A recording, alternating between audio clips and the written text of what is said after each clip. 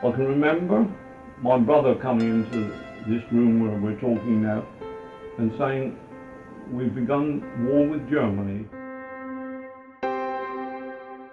Because I was 16-year-old.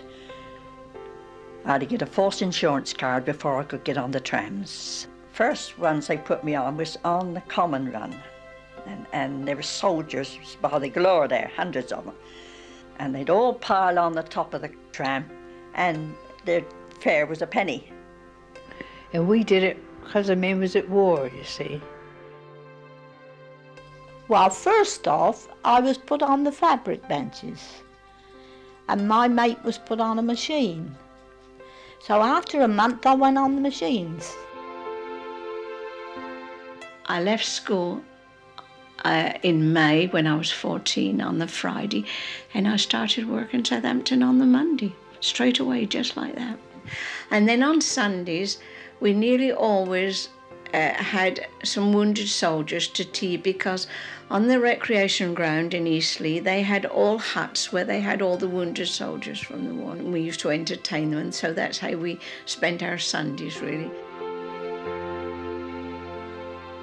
It was called the British Red Cross Society and the Order of St John's General Service, but they called us VADs for short. See, I was a lift attendant, and for the patients, you see, that were coming in off of the ship onto the hospital train and then brought down into Netley Hospital. To me it was interesting in a way, but it was very sad, you know, because there were some very sad cases I've seen.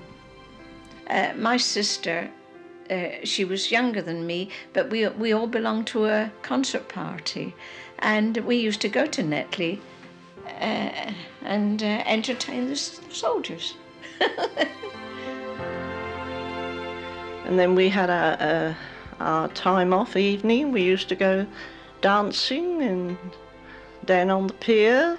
American soldiers and all the Canadians and all those were there. Australians mostly, weren't they then? Poor fellows would be gone the next day, and there you are. Quite a number of Indians billeted there at one time, and they were outstanding because a lot of them wore turbans all the time, and of course were very distinctive. Around near the church there used to be an Indian cookhouse, and we used to go around there and get off of them what they call chapatis, I think it is. It's a rubbery bread ice, and you could stretch it, and you could chew it and chew it and chew it, but it still remained rubbery. Well, all up over the downs around Winchester, they had camped tremendous numbers of soldiers from all over the world. They would come and ask if they could sleep on the floor down in the town, in the houses.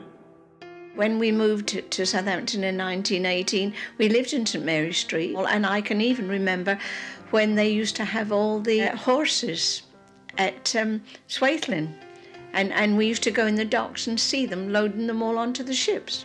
And all the soldiers, they used to march down through the town, because they at one time they used to camp them very often on the common for the night, and then they'd march down through the town, wouldn't they, really? All this guns and hooters and everything was belling out, and they said, "Oh, it's armistice, armistice." Well, everybody went mad. They really did. They went scatty. And when the war ended, we went in there and we saw all the Canadians and that going home on the Aquitania and all these different ships and that, you see. I can remember all that, oh yes. On November the 11th, the armistice was signed, and I was in the infant school, and the teacher told us the meaning of it and said, "Well, all you people that got your daddies away fighting will be home." Well, there was a lot of cheering, naturally, and there was one little girl crying her eyes out. "Oh," she said, teacher said, "Well, you ought to be glad the war's over, boy, you're crying." She said, "My daddy won't come home. My daddy died in the war."